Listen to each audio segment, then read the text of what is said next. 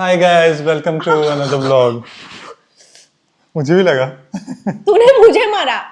Hey guys, welcome back to a new video. Apartment मतलब German apartment नहीं, Germany में आप नए से अपार्टमेंट में शिफ्ट करते हो तो एक अपार्टमेंट कैसा दिखता है नया नया, एंड जैसे ही आप नए अपार्टमेंट में घुसते हो तो आपको तुरंत क्या क्या करना है ये सब हम आपको स्टेप बाय स्टेप बता देंगे। जिन जिन लोगों के लिए हेल्पफुल होगा आप लोग हमें बाद में थैंक यू भी बोल देना, ठीक है? हाँ, और साथ ही साथ हम अपनी फ्रेंड का अपार्टमेंट भी दिखाएंगे। हाँ, उसी का अपार्टमेंट दिखाएंगे क्योंकि वो नए नए शिफ्ट हुई है। हाँ, तो हाँ। फिर चलते हैं फिर।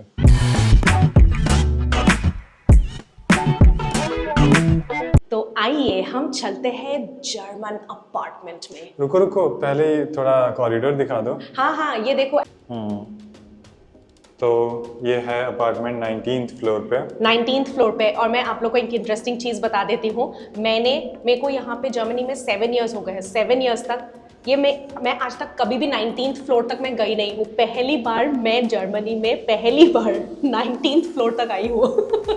चलो फिर अंदर चलते हैं अभी अंदर।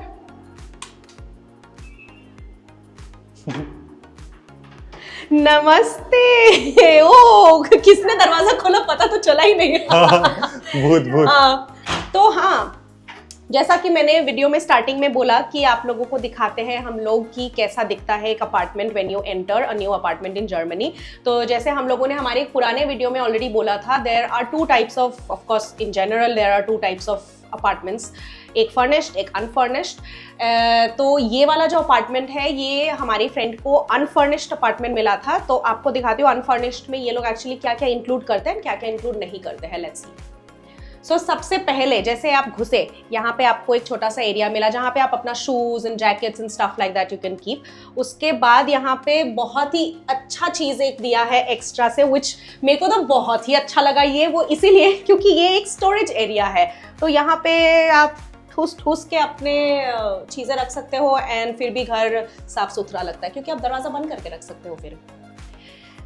तो इसके ठीक सामने है बाथरूम।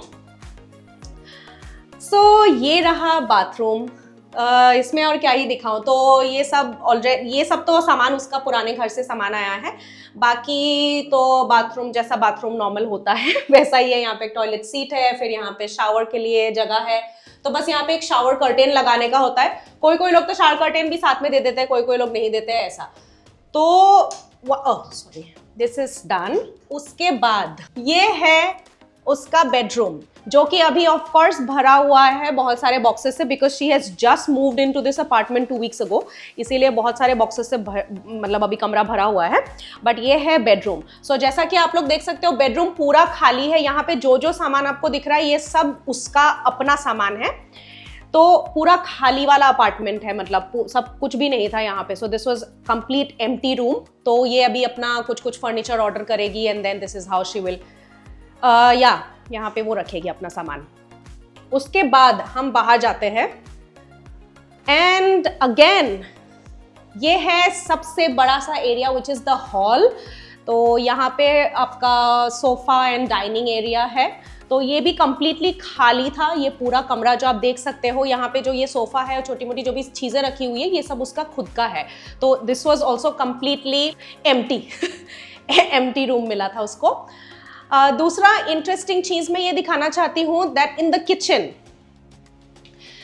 तो यहाँ पे क्या होता है जब आपको अनफर्निश्ड घर मिलता है, kitchen sometimes if you are lucky enough तो आपको किचन साथ में मिल जाता है, कभी कभार नहीं मिलता है। So which is of course a good thing अगर आपको किचन साथ में मिलता है, बिकॉज अगर आपको नहीं मिलता है then you will have to assemble everything yourself which makes it very expensive. तो आपका पूरा किचन सेटअप करने में 3000 से 4000 यूरोज तक खर्च हो जाता है, because these appliances are really very expensive when you buy the new once.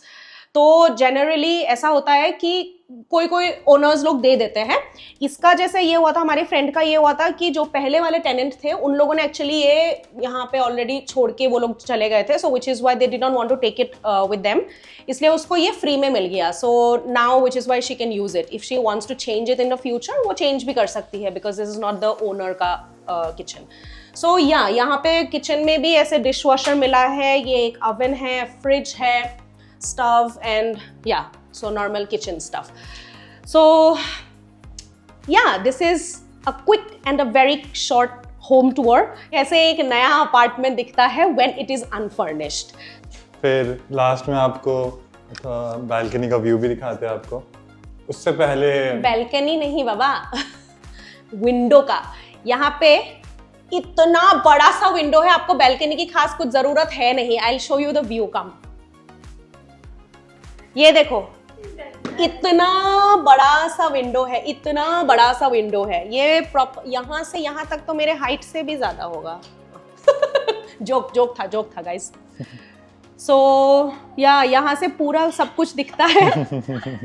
पूरी मतलब पूरा शहर दिखता है यहाँ पे। I think it's very beautiful.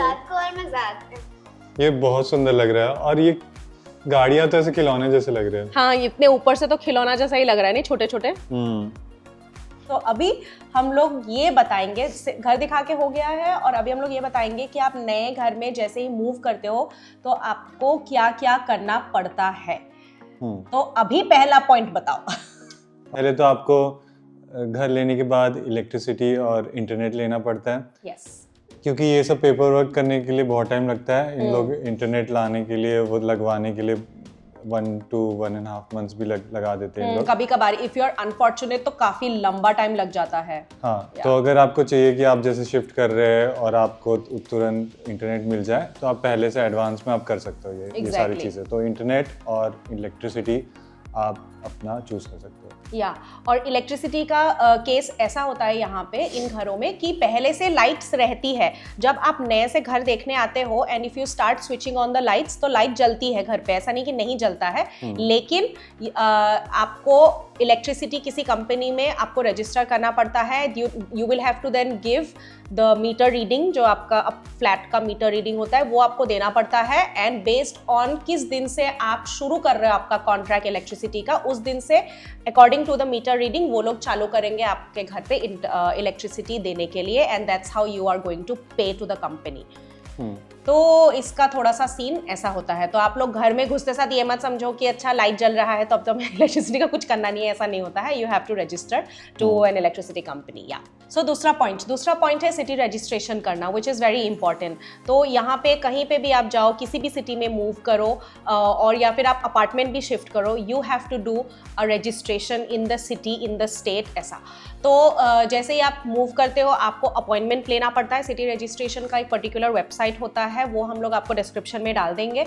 And वहाँ पे जाके आपको अपॉइंटमेंट लेना पड़ता है कि सिटी रजिस्ट्रेशन करना है, because you have shifted from this place to that place, ऐसा करके। And then once you get an appointment, आप जो डॉक्यूमेंट्स है, आपका हाउस कॉन्ट्रैक्ट वगैरह वगैरह जो भी वो लोग मांगते हैं वो आप लेके जाते हो।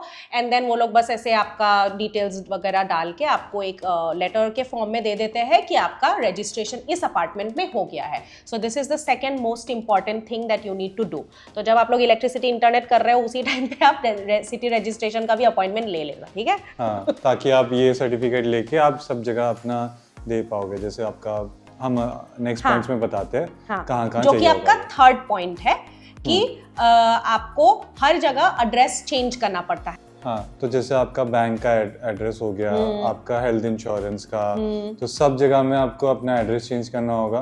तो ये सर्टिफिकेट जरूरी होता है, काम आता है। हाँ। कहीं पे भी जाओ, मतलब आपका जहां जहां पे आपने एड्रेस डाल के रखा हुआ है, कोई भी किसी भी जगह का, कोई इंश्योरेंस लेके रखा हुआ है, कोई फोन का कॉन्ट्रैक्ट है, सिम कार्ड का कॉन्ट्रैक्ट है, एनीथिंग, जहां पे भी आपने आपका एड्रेस डाला हुआ है सब जगह आपको एड्रेस चेंज करना पड़ता है। So most importantly of course bank and health insurance का मोस्ट इंपॉर्टेंट है। बाकी का तो अगर छोटा छोटा है तो भी आप बाद में कर सकते हो, बट इसी कार्ड से, इसी लेटर से जो आपका रजिस्ट्रेशन हो गया है इस सिटी में, इसी लेटर से आप फर्दर आप मतलब जहाँ जहाँ देना है वहाँ दे के फिर आप अपना एड्रेस चेंज कर सकते हो।